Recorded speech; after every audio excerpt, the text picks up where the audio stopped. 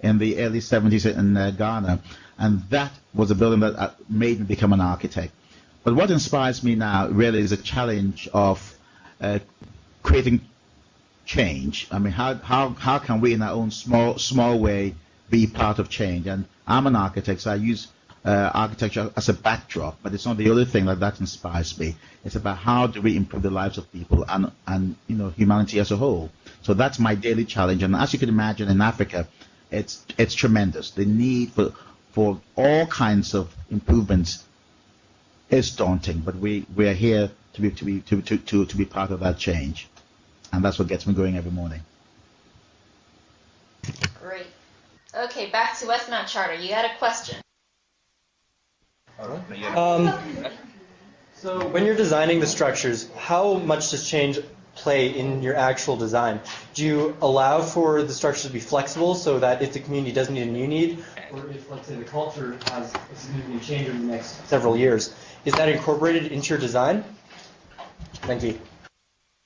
Yes, I think I believe in an architecture which is not imposed, but rather it's it comes out of an organic growth over time. I think buildings look better over time, or they must look better over time. But it's not only about the edifice, the building. I want you guys to think about the role of landscape. Because to me, the true tropical architecture is the interstitial spaces, the spaces between the edifices. It's about landscape. And you can imagine that as a building gets older, the trees get bigger, and the play of light and wind and so forth in the building kind of changes. And that's what makes a great architecture, I think. So for me, I don't really focus too much on the buildings per se, but rather what goes around the buildings, because I want people to actually experience the outdoors more than the indoors. That's great. The building should be adaptable and added on to over time in a very organic manner, because this is how old cultures kind of grew, their communities.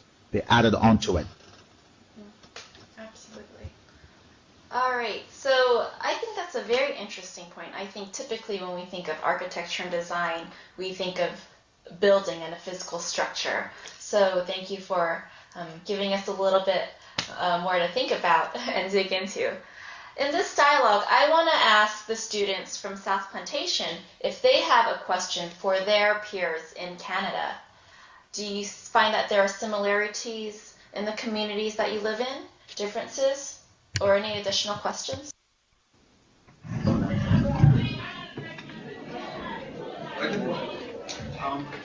Our buildings here are made of concrete, and that's what we really use to make our houses, and wood. What materials do you guys use to make your buildings, and what natural resources do you implement in making your houses? Thank you.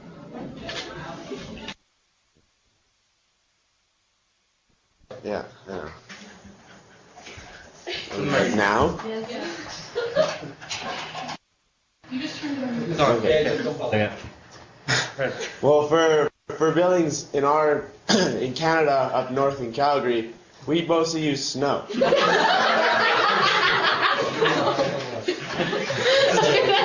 don't think that's funny, Nico? No. Despite the stereotype. Okay. No, despite the stereotype. Yeah, but despite having that odd stereotype of the igloo and polar bears and hockey, mostly our buildings are made out of wood and not really concrete. They're just framed. They're framed, and then they have the exterior and interior put on with drywall, and so they're not full concrete structures because it's not necessary in Canada because there's not extreme temperatures like hot and cold. Well, they're usually pretty cold, but there are no extreme highs in temperatures, so we don't really have to worry about cooling a whole lot. Great. Joe, would you like to add to this conversation? Well, it's very interesting. I think that it's very interesting that timber, you'd imagine that a country like Ghana would use a lot of timber in its construction, but we don't. First of all, people associate timber with being cheap and lightweight and so forth, and so traditionally, buildings have to be have been built out of of concrete. The problem now is that there's a shortage of timber in Ghana, so because most of the timber is being exported. So I don't know when we're going to be able to switch back to a more sustainable kind of timber construction method. But there are other systems, and that's what people like me are trying to pioneer, which will be better for the environment and so forth. And it's very interesting to hear concrete being mentioned in Florida. I thought most of the buildings in Florida would be built out of timber also. Because maybe he's talking about masonry block for the foundations and maybe bricks, maybe, but I didn't know that they built out of concrete blocks in Florida also. So we have about 5 minutes left of this conference. I want to give the students one more opportunity to ask Mr. Addo a question, and we can wrap up the conference from there. So, students in Westmount Charter, last question.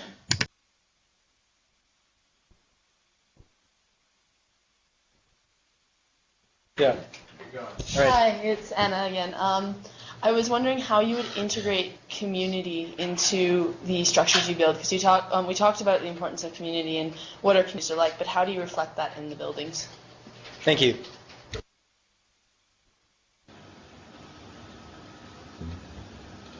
How do I reflect the culture into the buildings?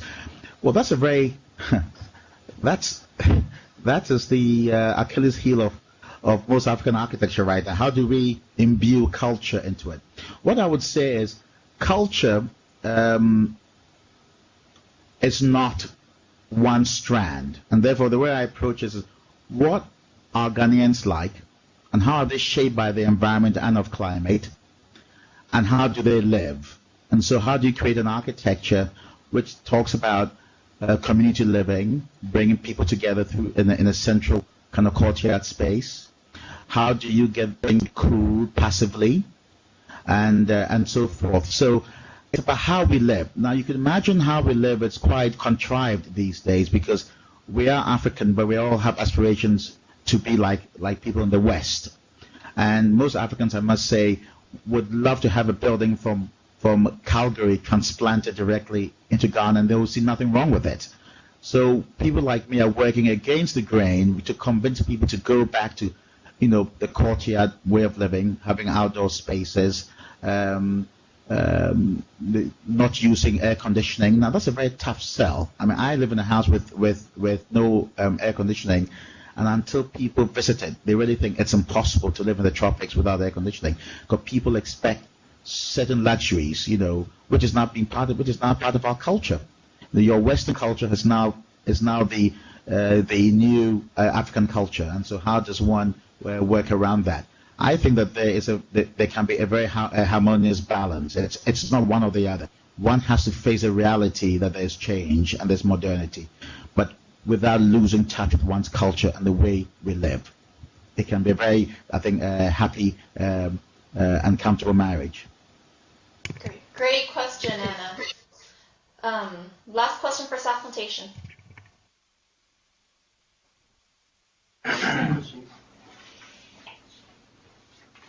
That was my question. Yeah.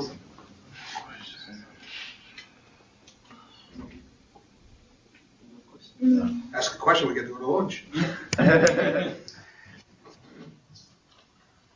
No questions? All right. No questions?